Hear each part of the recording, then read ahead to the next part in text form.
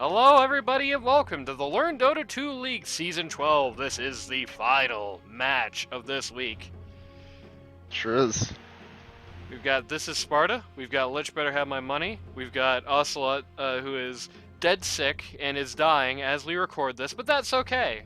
Say hello, Ocelot. Perfect! I was literally trying to say something and then I got hit with a cough fit. Radiant team The last game, Lich Better Have My Money pulled up with pretty much the same team they've been running for a while now, and it kind of backfired on them. Sparta pulled out something a little unconventional themselves that had some weaknesses, though they were able to play around them and ultimately score the Duke. See what happens now. Banning out the Necro first. Interesting. Does Kid Dynamite play a lot of Necro? I don't think I've seen him pick it yet. I'm not sure. I think Maybe. they're offlaner prison, but X3, yeah, maybe. Speaking of offlaners, getting rid of that Pit Lord. You know, that Pit Lord once made somebody entirely leave this league. Yeah, it's true. That Pit Lord almost single-handedly caused a quit. So, no surprise if you're going to see a lot of Pit Lord bans against This is Sparta coming up. More on that tomorrow, I'm assuming. Getting rid of a pretty much the run-over meat hero in this tournament so far, I would say. Yeah, It's making life harder for their pos 5. Getting rid of the bristleback as well for Lich. Just looking at big boys. Oh. 10 seconds team pick. It's a good identification. There we go. There's your ogre Alright, pick. Ogre. It's a good identification of the threat on Sparta, I think. They're just immediately trying to limit that pos 3 in both games. 10 seconds. Though I do think there is a bit of something missed here because there's Centaur Warrunner, as predicted. There's I think there is a bit of a disconnect here because the glory of This is Sparta, they actually have a very similar advantage to Radiant Straits. It's not just that they have a really good pos 3 and Big Boy LaCroix. They do. But Big Boy LaCroix, his real specialty, Silencer coming up on Lich. This is the Initiate Hell double pick. Yep, you You cannot walk on Lich this game. You cannot hassle them without taking some real pain in response. Now they just need to pick AA, Gyrocopter, and get the trait, and Zeus. Yeah, there we We'll go. have 5 global ultis. But that's what I was saying. Here comes a Grimstroke. Grimstroke and Ogre together is a Grimstroke Ogre is a classic. You get a big multicast on a tied up target by that Grimstroke ult. You're getting a lot of pain out to a lot of people real quick. Yeah, I really like seeing this is another unconventional but really nasty combo. Fatal Bonds and Grimstroke's ult is one of the grosser things if you mix it in. Because all those Fatal Bonds interact with each other and you can seriously mess people up with that. This is Sparta definitely Bonus has... points. Yeah. This is Sparta definitely has a pick order for Lich down, more or less. You can see right after they're done banning heroes for run over meat, not really respecting the X3 pick. They're immediately thinking about the bush, immediately going after pos 1. Dire team back. Oh, and Lich, funnily enough, as I was about to say, yep, getting rid of that. Don't want to see that Kid Dynamite tinker. Funnily enough, as I was about to say, one thing that they have that they share with Radiant Straits, not just Big Boy doing good. Big Boy does really good, but he pairs really well. He has very good chemistry with Chen with their mid. And to that end, you gotta think about them almost as a unit. You really saw a lot of that last game, and it's good on Kid Dynamite immediately realizing it, come to that realization. There's more here than just a really scary offlane, you know? Yeah. Also, you play a lot of Grimstroke, right? I do play a fair amount, yes. You're a, you commonly go to pos 4 with Grimstroke. I think you can assume we're probably looking at 4 Grimstroke here, right? One would assume that's the case, but Grimstroke has some deceptively decent his abilities on their own are really unassuming, but even the smallest, most mundane items can allow him to solo certain heroes. You'd be surprised how many times I've run, like, Atos, for example, and just immediately hold someone still while I follow up with Inkswell and hit him with the Phantom, blow him up. Right. I think the reason why Grimstroke 4 is more popular is synergy. You know, you'd think of most offlane heroes, they run really well with Inkswell in lane, you know? Centaur, Viper, even like something like an the only problem with really trying to go for hard damage with Inkswell, or not Inkswell, with Stroke of Fate, is that you really need to go for pushing the creep wave with it. It's sort of an unfortunate truth, and it really makes you open to being ganked, which is why you can't really overcommit to constant harassment. It does great damage, fantastic even, but it puts you in a very, very vulnerable position in the lane.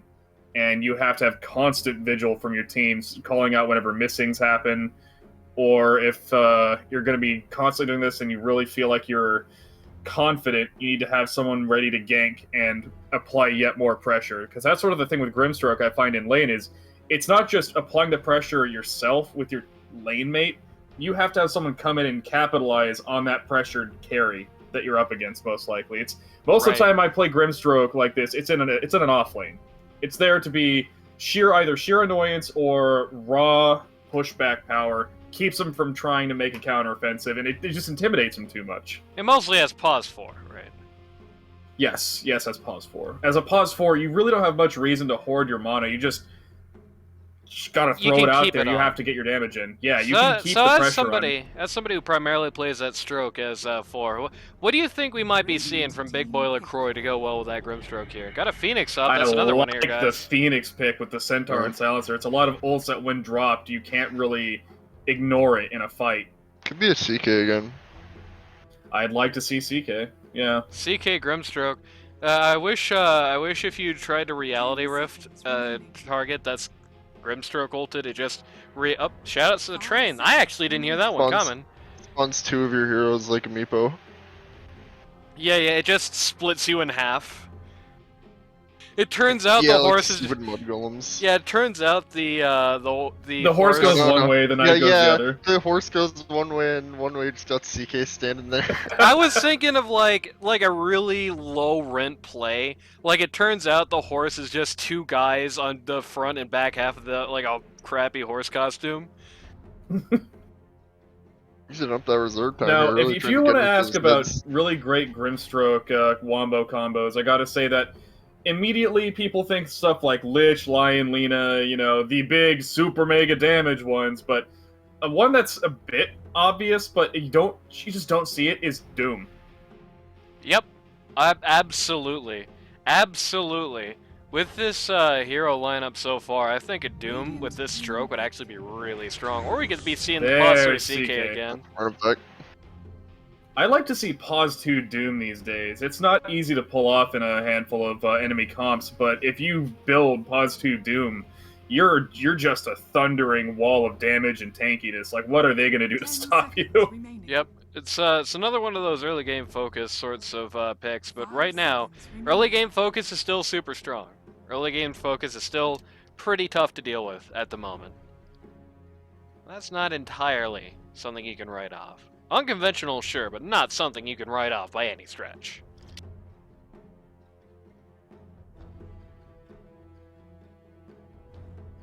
Couple I have to for one good against Phoenix. Yeah, I have to say, Centaur's. That would be one of the best options. And what I was thinking of actually, because this Centaur will just get torn to shreds, and obviously the egg. Yeah, Phoenix doesn't like seeing Ursa in the draft. Another hero that really turns Phoenix into sludge is Snapfire. You've got potential, of course, on Troll. I see people play heroes like, really early game Oracle can solo your son, because he just has some of the highest base attack time in the game, and having like a glove of haste on him will give him all he needs to kill your son solo very quickly. The only trick is it's like with Willow. The only trick is actually getting there. Oh yeah, of course. That's always the thing I always kind of have in the back of my mind with the Sun. It's like, okay, I understand that, like, picking an early Phoenix means you're probably going to get some heroes in the lineup that are going to be trying as hard as they can to kill that Sun. But on the other hand, if I've... Oh, we got a PA here. If I kind of play Vanguard for that Phoenix, right? If I make sure nobody can get close to that Sun, what's going to happen is it's going to be basically like a big coddle ult. They're just going to be drawn in. Phoenix, when they see that egg, they go right for it, and then I kill them. 10 seconds. Yeah, you see, the fun part about playing Phoenix is when you have teammates who know how to interact with you on a defensive level. You see, most people just think, oh, the Sun's out. He had his ult. It's just set it, forget it, right? No, you have to make Phoenix your priority. Whatever the hell you're doing, you got to stop it. You got to make sure that Sun survives, because Phoenix with items, like, Phoenix no items is pretty... No, I take that back. He is insanely weak. He is relatively ignorable in most cases, unless he's been maxing Sunray or something. But you want to see actual fear, look no further than a Phoenix that has Ags, Shard, and something like, say, Shivas no earlier than 40 minutes into the game, and you are in dire straits. It's like a tombstone. Like, if that's down in a fight and stays there, it's just gonna win the fight for you. Exactly, Randy. If you leave any of Phoenix's abilities to run their full course, if you get hit with all 4 of his fire spirits throughout a fight and you're a right-click carry with no BKB, you're doing nothing. You let Sunray run rampant over a big, huddled-up team fight, 4v5, and Phoenix is just sitting there lasering you all, you're gonna come out pretty crispy. Yeah, go on. And I don't even need to say why Supernova is the one skill Phoenix has that you cannot ignore. Getting rid of some Kid Dynamite heroes here on Sparta, not a bad idea. I feel like it is more or less a given at this point. That's the last pick. He could play Silencer. The only unfortunate part is that they also banned a lot of heroes that they themselves would have really liked to have had in this lineup, which is kind of unfortunate. Yeah. Underlord would have been a great addition to their team, considering they have both PA and Centaur, Silencer. That's a respect ban for Big Boy. Oh, of course, but they themselves could have also really, really used that, considering a lot of their heroes like it when people sit still. I think Florida had first pick, so it might have just picked it. Indeed. I feel like that sniper ban may have been a slight mistake. I know why they banned sniper, but it's Phoenix, it's definitely something that would have been really good to have had, considering what are you gonna do? Just dive sniper, go through the Centaur, Silencer, PA just to get Phoenix, you know? Yeah, it's actually a combination that has surprisingly good chemistry there. Got a Viper. Rhymes with that Sniper. Is a really strong PA doesn't like that. Potentially. Yeah, PA really does not like that. Centaur doesn't like it much either. I think it's smart. Also, not too hard to build up a little bit of attack speed on old Viper. Just make him one more threat to that Phoenix ult. Yeah, of course. His agi growth is pretty dang good, and he can make a lot of use out of even 1 or 2 attack speed items. One of my favorite things to get on Viper, actually, relatively early in the game, is going for Falcon Blade. It's not something I recommend building, really, in most cases, but it gives Viper a little bit of everything he needs in the early to vaguely mid-game, and you can hold on to it for a while, cash it in a bit for whatever you need later. It's a good pick. AC also fantastic. Broodmother. We actually had a different Broodmother in a game. Oh, that's 2 Broodmother. Another 2 Broodmother, actually. Remind me if I'm incorrect on this, if you know it all, but doesn't Broodmother Spiderlings benefit from the Stampede effect? I think so. As in the yeah, trample? they should. I don't see a reason why they wouldn't. Yeah. That could really, really flatten somebody in a fight. I don't say that killing anyone like Ogre or Chaos Knight alone, but that could definitely mess up Viper or Grimstroke. One of the things that are problematic to the spiders, like a Grimstroke Q can kill them instantly, Viper can, spin on them, Ursa can Q them all. Broodmother doesn't really need to worry about Grimstroke's Phantom, because she can just stick her spiders on it wherever the heck in a fight, and... No, I mean the Stroke of Fate. Oh, Stroke of Fate, yeah, no, that's definitely a risk factor. And blow her up, if it hits all of her spiderlings, some creeps, and 1 or 2 of their heroes, that could potentially one-shot somebody. Yep. I have had the pleasure of randomly one-shotting a Riki who came to my lane to gank me once, when it was against a Broodmother. It was a straight shot through, like, 5 creeps, about 15 spiderlings, and a Jakiro, and it just popped him like a tomato in a microwave.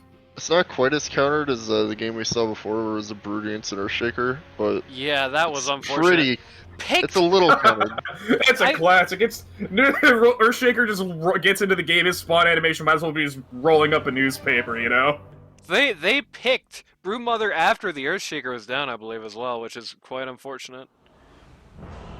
You got to be really confident to do something like that. Right. The notable thing is that every time Broodmother was operating at all, she always had to pull all of her spiders out of the fight, just make him go somewhere else, just to avoid the potential fate. It's gonna be similar, but not quite as dramatic as that in this game, because of course Viper's W is the biggest threat to them, but you can just move them out of that. Right. Can't just move them out of that. Can move them out of position for the Grimstroke, Stroke of Fate. Yep. So like I said, it's not as countered as J-stroke. it was. It's just a little more annoying than a normal Brood game would be. And it's just another thing you don't want to be thinking about in a fight. You just have to. You know, I don't care how much IQ you think you have. The human mind only has the capacity to pay attention to and think over so many things at once. Adding smoke. Yep, looking for somebody in the jungle here. Maybe thinking that they're gonna try to vanguard the ward spider, but no such luck. As I was saying, there's only so much capacity one human mind has for processing things, and adding factors like that to the fight, just junk you have to think about. Oh, this silencer and PA are in some real deep trouble. Oh no, dead. she is already gone. Ooh, nope, Lich. she might have a chance. I had to get All that right. one blink. No, that is brutal. So close. That was so close to a success there. The battle begins. Major success, yeah, that's the one you want to kill. Ultimately, just 2 for 2. Oh, I don't know what this is. Big Boy had to ping the rune a couple of times before it got picked up. I don't think you could see it through the spray. On there. That would be funny. You know, I distinctly remember winning a game once when I was playing Goblin Techies. Had a big pile of mines, just put an obnoxious spray over it. They couldn't see the mines, they didn't see anything, just walked right up and got blown up on it. Fun times. Those sprays can be really griefy. Yeah. Yeah. Yeah, those sprays can be really griefy at times. Like I said before, I don't like the CK in this pause 3 roll much, but if they can, if it works, then you might as well do it, you know. And Sure worked last game, though. Certainly works well with the Grimstroke. There is something I'm going to say about this pick in particular at the end of this series, so look forward to that if you're a fan of CK in the pause 3, I guess. Man, I do not envy Kid Dynamite having to take on this mid with Broodmother, man. Yeah, it's a melee mid against Viper, which is kind of classically bad. Melee mid against Viper, which is kind of classically bad. Plus, she doesn't really have any ability to deal with this ult. Well, I don't know. I think she does get a... Yeah, the ult's going to be a problem, but if I'm not mistaken, her webs still give her a pretty large amount of built-in regen. So I'm fairly certain that as long as she can just go for really hard trade right clicks with her ult up, that is, that... Or not with her ult, with her with her Q up, that she can... I keep forgetting they reverse these. But she can very easily go toe-to-toe. She just needs to build a small amount of attack speed. Don't worry, you probably won't have to remember because she'll get reworked again next patch. So, I know, it's like Chen. They keep doing it. Literally every patch. If they did, look, I'm just gonna say, if they keep reworking a hero I like playing as much as they rework Brood and Chen, oh, he's just gonna eat it. Oh, nope. Nice great stun. Barely. They're hungry. Don't show your face, man. Don't show your face. Oh no, they saw him. They want this. He's going home. They don't want to try and run over him through CK. Or maybe that was just a bit of a... Maybe that was just a bit of a comm line breakdown there as well. It could have been.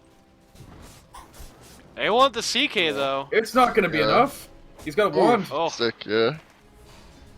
Really well timed stick there. That was really, really close there. It's kind of an example of what I don't like about CK in the pause 3 roll in action. There really just does not have that much to say in the early game. He can stop a guy from running over his 4 when he wants to, but Not much more than that. I have a feeling he's gonna go like a million or no just to spite you. Yeah. I mean, even if he does go 1,000,000-0, the thing I'm going to say about it at the end of this cast still applies, I think.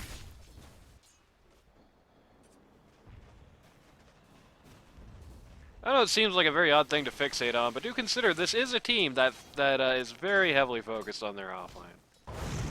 Speaking of offlanes, Ogre Magi just hassling the Centaur Warrunner up here. Yes, Centaur is the one trading. It's a little interesting.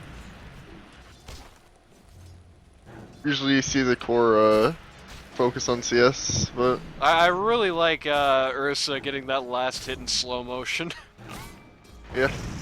I also really like, not right now necessarily, especially not before Sunray, but I do like this Centaur and Phoenix combination in the mid game. One of the better heroes who can just play the Vanguard role for that Phoenix Sun is Centaur Warrunner. He can stampede over you when you're trying to beat it up. He can curse you. Well, actually, Silencer can do that. He can play the Vanguard role while trying to beat you up. Or while you're trying to beat up the Sun, rather. He can stomp you. Oh, the Sav.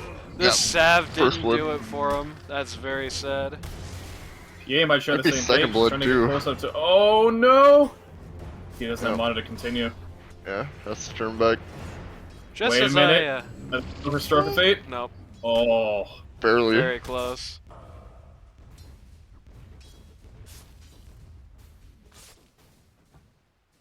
That's an example of why I'm not a big fan of Silencer in that pause 5. Just a little too on the wimpy side to go without so many levels, without so many, without even having like the pause 4 setup for items. CK tips his pause 4 for pulling. Alright. Alright, appreciate your the work of your pause 4. Is under attack. Jackie Chen swimming in money over here. Actually, beat Brew to 6. Taking that little camp there, which is what the mids love to go to when their lane's a little bit untenable. Funnily enough, he went to Brood's camp. Not his Yeah, own. that's what I'm saying. Like, Yeah. he went to hers to remove that option for her, at least for a few seconds.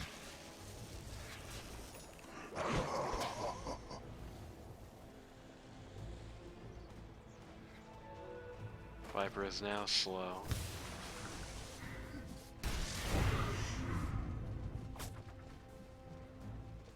You know, a bit of a unstated thing about CK that he brings to the table with some of his other heroes is that CK and Ursa don't really lane well together, but when they actually get to the point where they start fighting together, Kid Dynamite.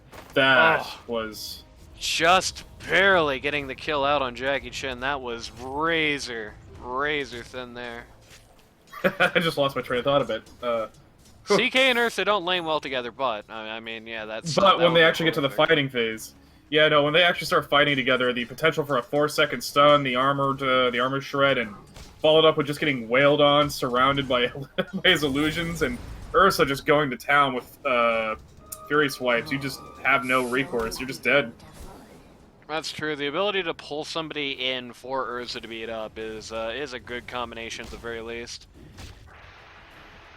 You know, as a pause 3 CK, you don't really necessarily have to build super like high damage tankiness in the conventional high strength fashion. It seems a bit strange, but one of my favorite items to build when playing CK in that position is actually Shiva's Guard. We have some really intense fight happening up here. Brimstorm's gonna bite it, but he's gonna take PA with him perhaps. Yes, he will. Ooh, nasty hits over on Silencer. He's got no mana. He's got no mana. He hasn't leveled his E, which is very interesting. He does not. Oh, he might. Oh, nope. He's got a 1, but it's not going to be enough. It's not going to be enough. Does not care about the silence. Where is the rotation? Please. Oh my god, he's going for it. Oh. Yeah, it's something that not a lot of people remember about his Chaos Bolt is that it actually does more damage the lower the stun duration, if I'm not mistaken. Ooh, PA's here. Lucky crit. I believe. He's a phantasm. Too big of a risk. Another Grimstrokes here. She backs off. Yeah, for sure.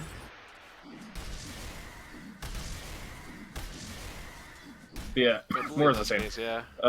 Shiva's Guard is actually a really nice item for Chaos Knight in a less than high-end position because it allows him to just consistently slow people down, does good push, great damage, and the potential for his stun to follow up along with the slow is wonderful for team fights. Right. It's a very high-end item to sort of get.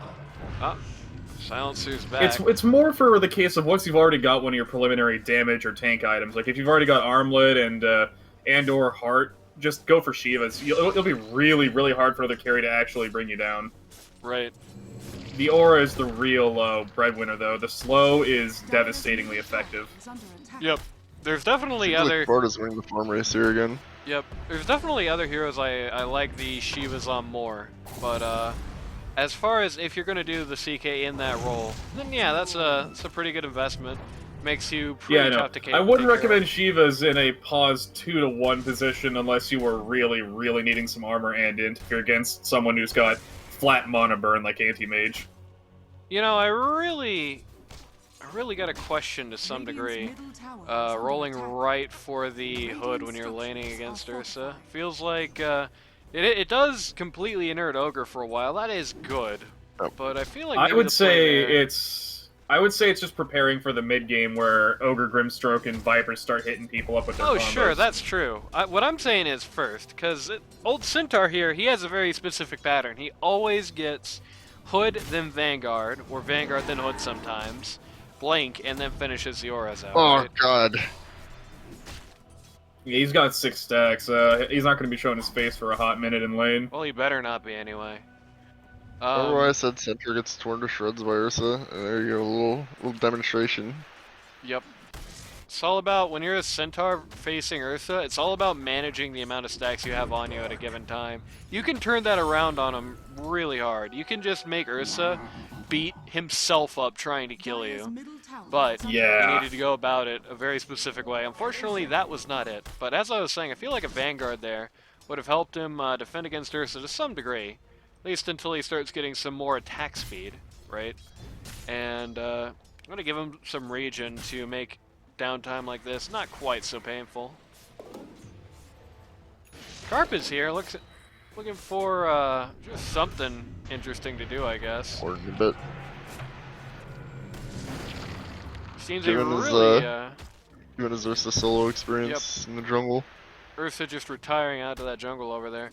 Not a bad time to do so, considering that he's second highest for last hits, and he really does have the ability to just, you know, it's not like they're going to be getting kills in that lane per se, at least unless the other team kind of gives it to him, and I don't think Dogtown's the kind of guy to let that happen to himself, right?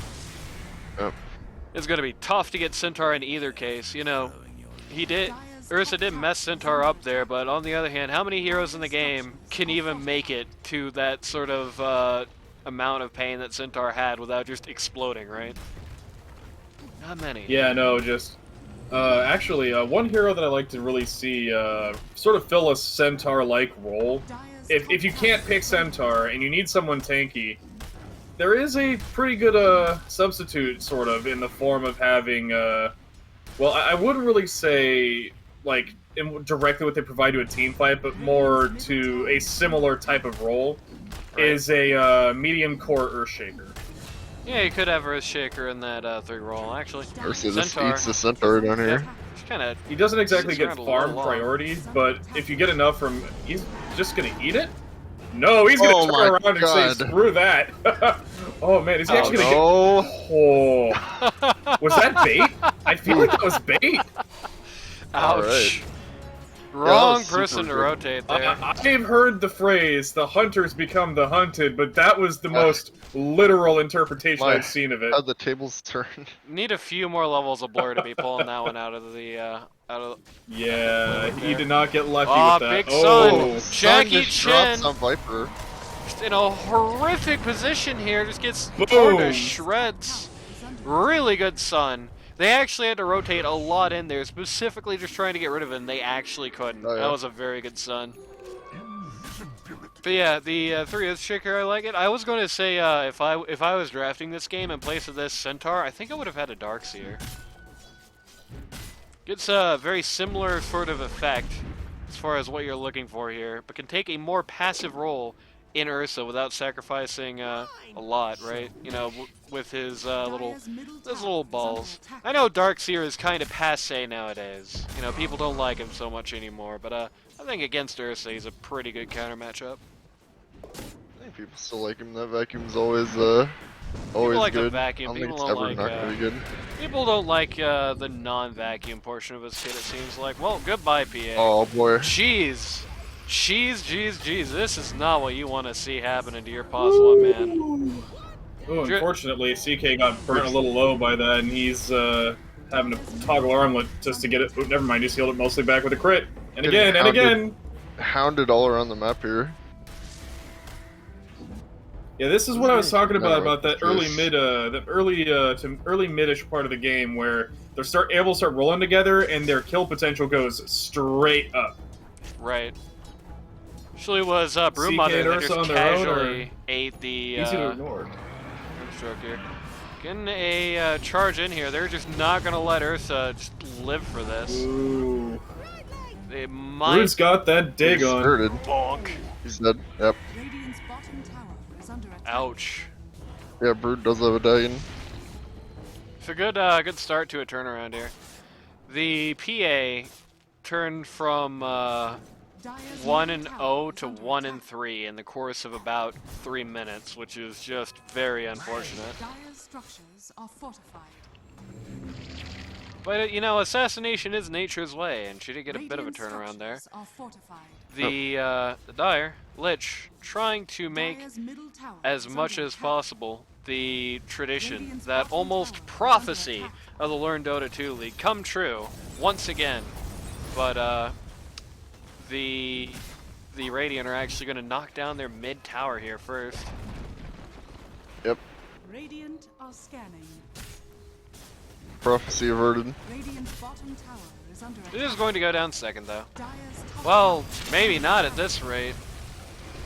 The Bush in a bad way once again. I believe PA is going to get out of this one though. I want the Centaur is probably going to get away with this, actually. Might have Earthshock in a few seconds.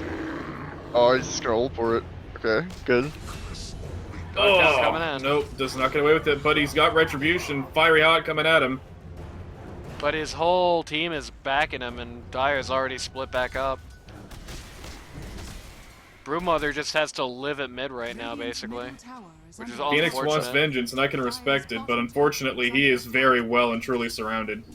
I can tell you this much, I'm beginning to suspect more and more this Brewmother pick here down at is not panning out, because even though Brood is doing personally well, Kid Dynamite is doing personally well, the inability for Brood to deal with these crazy situations happening all around the map in the early game is starting to really go rather nasty for them. You know, they don't have to show up at mid to deal with Brood. Yeah, I've got to be honest, all it takes is Ursa getting a Battle Fury and Spiderlings just become free farm for him. Right. Heck, they can become just as bad for Brood as the other way around. You know, he just beats up those spiders, even if he can't get a shot on Brood himself, just still Oh, she wants a piece of this, here they come! Yep, finally, Brewmother able to show up. Ooh, Huge son! Viper immediately doing everything he can to deal with it. Unfortunately, with Centaur going down so soon, they just don't have enough. They do get Grim, but it's more or less a I feel Ogre was chasing the wrong person here, considering that he's still in the back line, but yeah. It ended up paying off anyway, because Centaur is very strong. Yep, just completely knocked him out there, knocked him out of the fight. Just gave Viper more or less alone the time necessary to just take out the Sun, which just is not great for Phoenix. Not what you want to see as yeah. Ogre's a very subtle counterpick to Phoenix because it's really easy to gauge a hero's base attack speed and what you can and can't get away with, who you can solo with a Sun, right? But with Ogre in the equation, you never know. You don't know if he's maxed, you don't know if he's running trades for it. It's a big guess.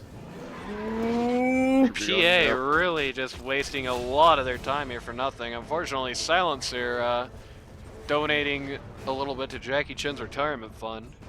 Also, unfortunately, that means she also wasted her own time having to do that. Yeah, that's true. At the very least, you know, that's better than having to get away like that and then subsequently dying. Y'all are a headache. Or as Silencer would put it, y'all are a headache. Centaur Warrunner. Yeah, that is kind of in character for Silencer to say. Yeah. Centaur Warrunner just kind of wandered off into the wrong spot here and just kind of ate it. Just not great positioning there. I think it's time for Centaur Warrunner to start looking at other lanes, to be honest with you. CK got another shawl. Bad news for anyone who wanted to see the very daring Centaur Warrunner Nether shawl ran again. Ugh. We didn't call you for it then, buddy, but literally, actually, funnily enough, I didn't notice it.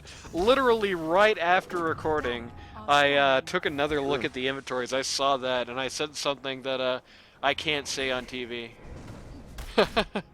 Doing a very quick rundown of Roche here. Though... Oh my god. Good Aegis! Right outside the sun's pit. gonna go down! Oh! Nobody was really... I feel like everybody just kind of lost composure there. That was such a good sun to start back. He's coming back in for this. He wants a piece of it all. Goodbye. Here he comes. Oh god, everyone's dead. That buyback was not worth it. Big Boix LaCroix. All the way up to godlike. You see, here's the problem with going for big, just set it, forget it ultimates, right? Like with Silencer and with Centaur, you have to kill the enemy in the time span of your ult. Right. It has to be swift, immediate, and tanky heroes like Ogre, Centaur, or like Ogre, CK, and in some cases even Viper. What are you gonna do? And especially Ursa. Right. I think you can kill Ursa, even now. I think you can theoretically kill Ursa in a global silence, but you have to really execute it well. I'll tell you this much. If he gets Ags, it ain't happening. Tell you this much, they picked a really good team around the idea of that global silence, you know. That the Viper, personally, can't do anything when he's globally silenced, but... Nice item for Ursa there. He still, at the very least, is going to be able to tank through a lot of things when silenced. Ursa is going to have, eventually, the Ags in range. I believe he can use that through global. You have CK, who can't do anything when he's silenced, but, again, you know, that damage! Rip Centaur, man. Yeah, that's rough. Centaur, that right there is a bad sign. Centaur have been just kind of ambling around and dying a few points in this game. CK actually getting both. I feel more like that was just being caught in a really bad spot. He was sort of looking for a spot to approach from and got approached. Right. Ooh, Ursa wants one of them. He is not scared of anything. He is boosted and bloodlusted. Hey, PA turned big, and now she's made of rocks. You don't know fear until you've seen an. You don't know fear until you've seen an endgame Ursa with the Moon Shard. There sure are a lot of things that you don't know fear until you've seen. What if you've seen only one of these things, but not all of them? Just like Silencer. Yeah, I'm just talking fear. I'm talking fear. I'm not talking pure terror. Centaur gone again. Ursa just solo eating the sun. You might be dead. Oh my god, the enrage just ate a whole dagger. Oh. Another triple for CK. It's a little out of control. Yeah, CK at this point almost the real pause one, if anything. That gives him enough money to finish his AC up. See, this is what I was talking about. CK can definitely do a lot with a little. All he really has for his big items are just, up until that point, Armlet and kind of Echo Saber. Though it should be noted that despite that, he is top of the charts for last hits. And of course.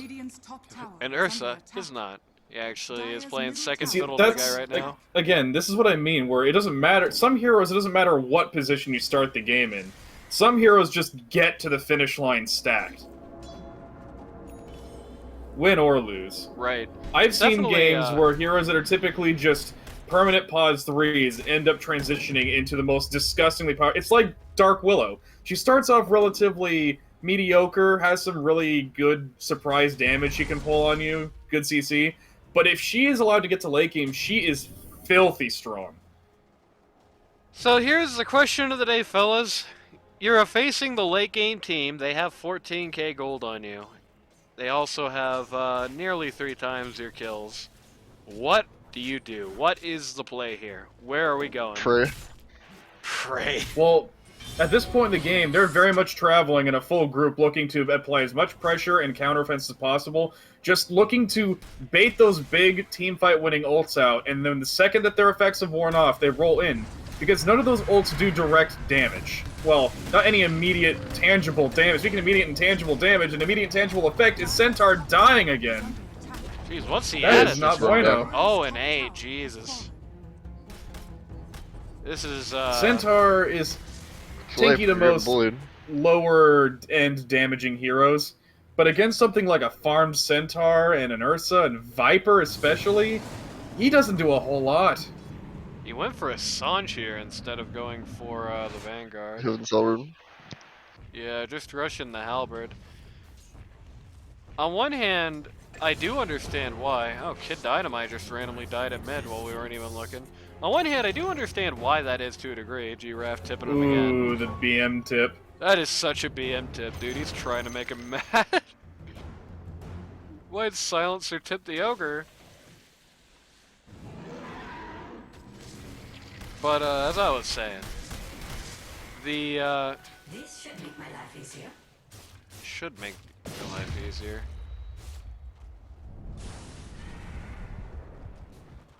The halberd I get to some degree, but the problem is that's one of many problems that you're dealing with, and that really doesn't mean anything to CK, unfortunately.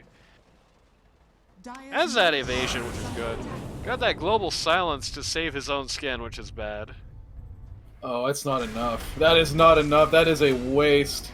Yeah. Yep. You're up in 30 and he last worded one of the CK illusions. Sure did. No more words from that guy. Oh! Couldn't agree more. Not one of the abilities, honestly, to casually drop before you die, especially when you're a low enough level. You're just going to be up in such a short time anyway. Lots of pressure in this game, though. The intimidation factor was already there in the early game between Ursa and CK hitting their apex potential, but now they've got those two and Viper now. Very well farmed, very bloodthirsty. It is intimidating to the nth level. I don't blame them for feeling a little pressured in this situation.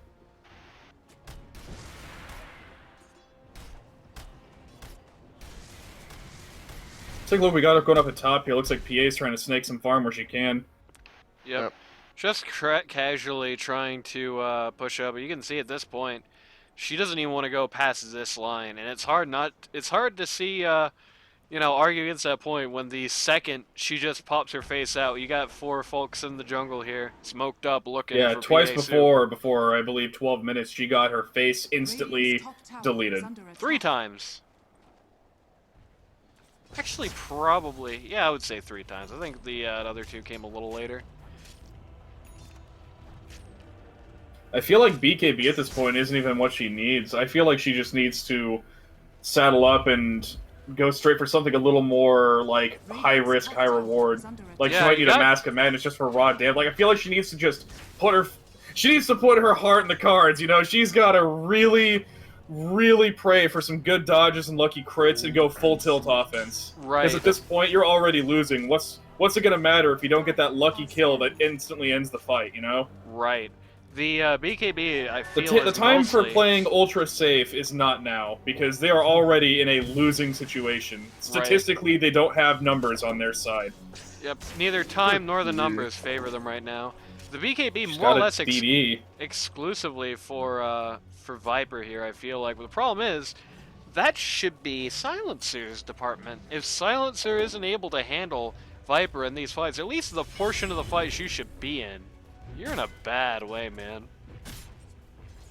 Like, by the time the Silencer ult is up, Viper should be dealing with the Phoenix Sun, and he has been in these fights. So if Viper has time to go through the Global Silence, eat the Global Silence, and kill the Phoenix Sun, and then turn around, and then ult you, The BKB is not the solution to the problem. You don't do enough damage. It's as simple as that.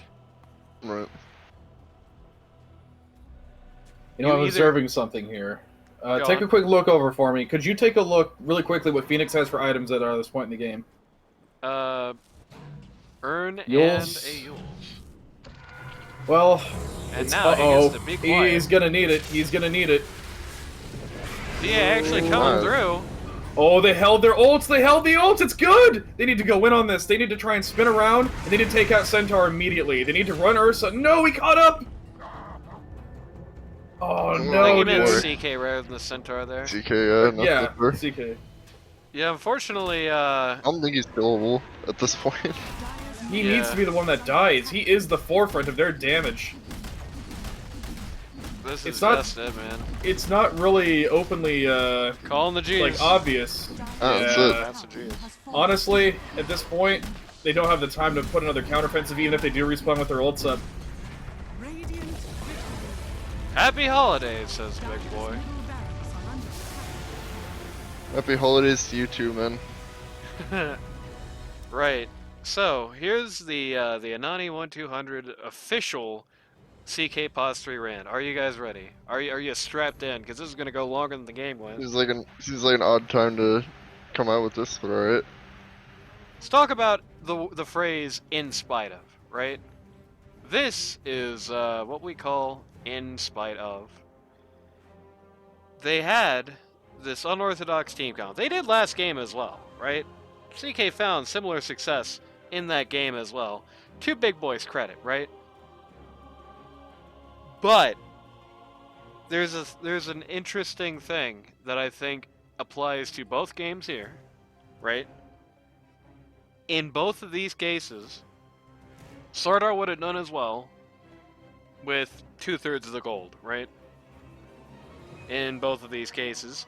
Now, Pit Lord was banned in both of these games, but if he was up, he would have done about as well, right? This is Sparta, came in with this team count. They made it work, right? They took this, this sort of, this lineup here, and they made it work in the end, and that's good. And they made it work really well, to the tune of 18 kills. To the tune of, doing a load of damage here, right? But now we get to the point where we say, in spite of. Let's be frank, the Silencer PA lane did not work. It was not a safe lane comp. That goes well with itself, right? It just doesn't go well with each other. Silencer needs somebody in the lane who can help keep him alive to some degree while he does his damage, right? Which is why he works really well somewhere in the off lane, either as the pause 4 or with somebody who can drop, a tanky pause 3, with a tanky pause 4 as the pause 3 who can help keep him alive, like a 4 on dying or something of that nature, right? Indeed. So, to that end, you had a lane comp for Lich that really didn't work out. So, to this is Sparta's credit, right? They took advantage of that. They took full advantage of that. They realized pretty quickly, hey, this lane really does not have a lot to stand up to us. And I think there's also a lot here in Ass Culture 3, right? Who put on a very good performance in lane, who allowed CK to do what he did there to best effect, right? Everything came together for him. And in spite of the weakness of the draft, they still were able to put on a very good, very dominant performance, right? Partially because of their own gameplay, and partially because of some of the failings of the Lich draft, some of the failings of their sort of strategy coming into this game. But I said in spite of a lot of times during that, right? That's a lot of in spite of. Quite a bit. The better play here, and I think this is the thing to take for Sparta in victory, they did really well in spite of their draft here. Imagine the world where instead of in spite of, they just had a really solid pause 3 there, a really solid pause 3 here or there. You know what I mean? imagine what a domination, to be frank, this game would have been. And it already was a very dominant performance, right? But imagine how much worse it would have been, right, if it wasn't for that phrase, in spite of, right? Yes. That's basically your old CK plus 3 rant here. In this performance, they did very well. I think they identified the weaknesses of Lich, used it to utmost success here. But when you're talking about facing those higher level teams, when you're talking about facing a Backdoor Boy, a Radiant Straight, a Panic, a Baby Schlark, a Roche Riders, MF Doomed, like they're going to be facing tomorrow, right? Yep. In spite of is not what you want to bring there, right? Because it's a good thing. It's a very good sign, especially for Big Boy. It's definitely to his credit. He came in with kind of a stinker in both rounds, and he did loads of good with it, right? Loads and loads and loads of good. So, it's a great thing to overcome that weakness, to overcome that issue, but it's a better thing to not have that issue at all. Once again, just one last cap on this. 18-0-3 also got more last hits than Ursa, even at the end of the game, Yep. Yeah. Now, this is where I'd like to make my concluding point here. I'd like to say that I feel like a better approach in the very early game would have been to have... I hate saying this. I really hate saying this. But I definitely feel like there could have been a tri-lane to try and pressure the Chaos Knight much harder than he was already trying to ball out of control, right? It would have been a much more prudent option to have actually dedicated someone to a tri-lane sort of situation. And I don't usually say that. I really don't usually say that. But unconventional tactics usually work against Chaos Knight because he thrives in fighting against the status quo. If you try to fight CK with someone who's good against CK, he's going to expect that, and he's going to play really safely, and he's tanky, he hits hard, he's got a powerful stun, and he has some of the most BS you can pull off with his ult alone. Right. I do agree with that. You really don't pick to counter CK, you don't play around CK, you have to design your entire team structure around dealing with CK. Right. I don't think necessarily I would say as far as pick structure here, but I definitely could tell you this much. They would not have really lost much pulling Phoenix, pulling Dogtown out of bot, and just sending him top full time around 2-3 minutes. And I think if they I'll say it as a Phoenix player myself, yeah, he can roam very easily, and he can go anywhere he needs to. And on top of that, he can really make life a nightmare for CK there, especially considering how much farm he had to get to make all this come together. Again, 210 last hits. More than Ursa, more than Viper, almost more than PA and Brood combined. Fueled that war machine. And just even the basic act of that W, making it really tedious and really tough for CK to get casual last hits, right? Or just making it a lot rare for him to get crits when he's trying to go aggressive. And I think you would have seen a big hole in this performance. But that's not to say that they couldn't have countered some way in kind. The point of the matter is I do think that was a weakness in the strategy. I don't know if Lich was in the perfect position to take it here. I'll tell you this much, because now we're going to get to the... we already flamed This is Sparta here. Now we're going to go to town on Lich. Alright. Alright. Let's just call a spade, alright? Everybody on This is Sparta knew exactly what this lineup was going to look like. Maybe not the PA, maybe not the Brood. But everybody on Sparta knew more or less what this was going to look like. You have to have the Centaur every game. You're going to have the sort of backup disengage, in this case in the form of Silencer, with the Centaur in this game. And you're always going to have Dogtown sort of playing that roamer, trying basically as hard as possible to not be at bot with the guy, right? You can't keep doing it. Willow Twisted Fantasy has a problem with with running the same play sort of repeatedly, right? Going back to that well. And initially, definitely found a lot of success with the switch over to X3, trying to focus him around that Centaur Warrunner. But at this point, that well has been dipped into far too many times. And you can see here, for example, this is Sparta knew exactly what was coming and they picked right around him. They saw that early silencer, they picked right around him. And that meant that, 2 of 5 guys on this team were just completely out of the runnings. And then you have the Phoenix, who Phoenix did well enough for himself, had some really good suns, but unfortunately, Centaur and Silencer were countered so hard, and that's their early game, like the guys who are going to be playing Vanguard for that sun, right? They got countered so hard, they couldn't support the sun. They couldn't follow up on the sun, and eventually Phoenix just had to more or less stop sunning entirely, right? Ursa would just come and eat him, and that would just be all of it, right? And to that end, I think the predictability of the Centaur, of like the Centaur of the offlane in general, ended up harming not just Centaur, it ended up sort of having a knock-on effect on the rest of the team as well, right? So, my prescription for Lich, mix up the 3, mix up the 5. I know those are the dangerous guys to mix up, right?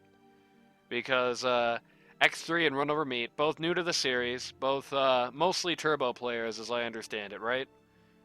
But you can solve that issue. Give them some more reps, give them some more time on the field, queue with them more. I've noticed they've been running, I believe it's been Dogtown and Run Over Meat have been running a lot in 2 queues recently, and that's good. That's a very good start. But yeah. X3 needs to be there, and the focus of that needs to be variety.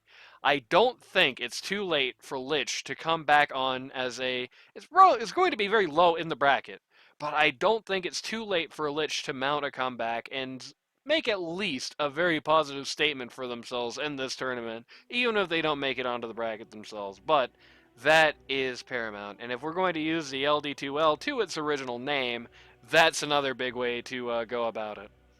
So, with that all being said, any other comments here? One quick comment, actually. Let's hear it. I do feel like there was some misappropriated build intention here towards dealing with the enemy team. Now, right. I do love seeing, I'm a bit biased, but I do love seeing Yules on Phoenix, for example, dealing with, obviously, getting hit with a silence like Grimstrokes or having a stun come your way, just to get rid of those nasty debuffs or to dodge something important. However, I do not feel that it is very smart of an idea to overly insert Phoenix into a hard support role, because while he can absolutely pull it off with stellar results, against a team that individually all possess methods with which of either killing Phoenix in or out of Sun in under 3 seconds, I feel like the Phoenix pick may have been a little overambitious, and I honestly have to say this, despite not having the potential and carry power of many other heroes like Medusa, for example. You cannot pick him earlier than 4. Yeah. You will get hard countered. 4th pick isn't a bad idea. You can do 3rd pick if you're really willing to run the risk and you've got some good bans around it. And on the topic of items, I would say that I didn't really finish that thought, but you can't ignore items like Ags, Shivas, or even in some cases, if you're really desperate and you want to make yourself live longer, you also can't ignore something even to the potential of Ghost Scepter against that team. What do you think of Holy Locket? Holy Locket's great if you're able to get the Sunray off in its full duration.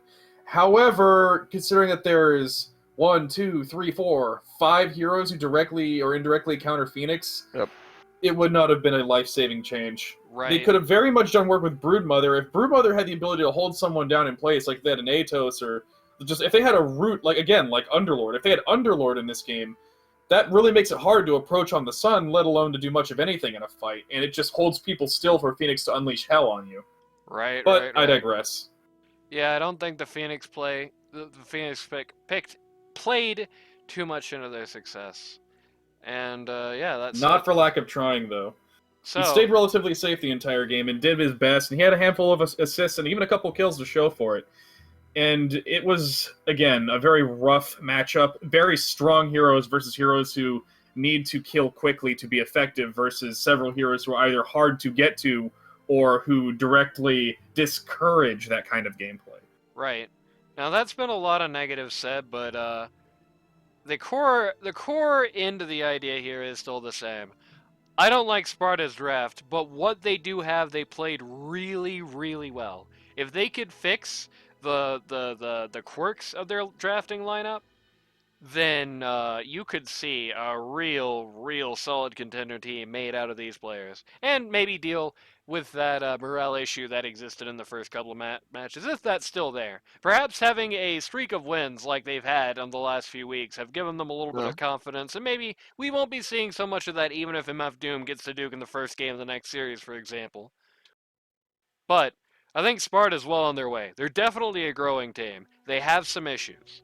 But if they can deal with those issues, if they can get the comps to get on that 300 IQ comp level, man, that's going to be a tough team to deal with. Easily a good middle of the pack, if not higher, sort of team. Lich, it's starting to look like Lich is sort of fading into the sunset, right? But I do think there is still opportunity to turn it around if they play some more. The thing I said about X3 over and over and over, he gets the concept, he needs more time, needs more XP, right? And just getting more hours in the game with X3 will be basically the best thing Lich can do for themselves in this season, and the best thing they could do for X3 personally long term. X3, if you're listening, who knows if you are, buddy, hit that field, man. I would say the best possible combination they could run with, if they only get 2 people, rather than run over Meat in Dogtown, do X3 in Dogtown, right? Have run over run with Kid Dynamite, actually, right? The Bush, he seems, or she, or they, seem more or less okay, serviceable enough. They wouldn't hurt for reps either, though I don't think it's quite as important at this level for them to be getting that rep. It never hurts. It never hurts. But point of the matter being, Lich, the issue at the beginning, still coming in now. Get some more hours on the field, fellas. It's starting to look more and more like that would come in handy for you. So, with that all being said, I think we've covered about all there is to cover here. Yeah. Sure have. So, if you or somebody you know would like to learn Dota 2 at a casual or more competitive level, go to ld2l.gg. It's too late to sign up for this tournament, but you know that by this point, I think. And be sure to catch us, twitch.tv/Kaiser91200. I'll even link it in the description down below for you. No, I won't actually. That's traditionally not a great idea for a channel this size. I'll post it in the LD2L Discord server, so if you want to see me stream, go there, baby. Yep, you're gonna watch Dune versus Sparta tomorrow. Going to be doing something a little interesting this week as well, which you might not want to miss out on. So it's another reason to show up to that ld2l.gg Discord server. So until then, I am Anani. Goodbye. This is Randy. Say goodbye. Goodbye. And this is Ocelot. Say goodbye. I just want to let you all know that I love watching you improve. Don't stop being you. Oh, yeah. When, especially me and Ocelot, because Randy softballs everyone. When me and Ocelot are talking, are saying this, it's from a point of investment. I want to see the jabroni teams do better. This is Sparta. Full disclosure, this is actually the story we're going to go on, so I'm not going to touch too much on. Full disclosure, week 1, This is Sparta was at the bottom of the league in my book. Absolutely terrible first match. And I almost wrote them off in the back of my mind. Like, these guys are just, what are they doing here? They're not going to go anywhere. They have a guy who's doing okay for himself, but that's it. But as time has gone on more and more and more, This is Sparta seems more and more determined to prove me wrong. They're doing the right thing. They're putting the hours in. They're getting the reps. They're climbing that ladder. Every week they're climbing that ladder more and more and more. So when I dig down and I say I don't like the CK pick a better pause 3. I'm not trying to BM Jackie Chen or Big Boy here. I don't know who called the CK. I'm not trying to BM them. I'm saying I want to see you do better next time, fellas. You know what I mean? So and when we go on Lich every week, it's because I think X3 gets it. I think X3 gets it, and every week he's getting it a little more. He steps in the wrong place sometimes. I think X3 could use a nice pause 3 coach. I know Kid Dynamite has a very good pause 2 coach, and that's shown results for him. Get that guy some coaching. He's going to do pretty good. Get Run Over Meat some coaching. He's going to do pretty good. Dogtown, he's aces. You could build a team around Dogtown, right? And I think that's a thing there, actually. An interesting thing to consider. More Dogtown sort of, oriented teams in the future. But yeah, that's it for tonight. See you tomorrow, everybody.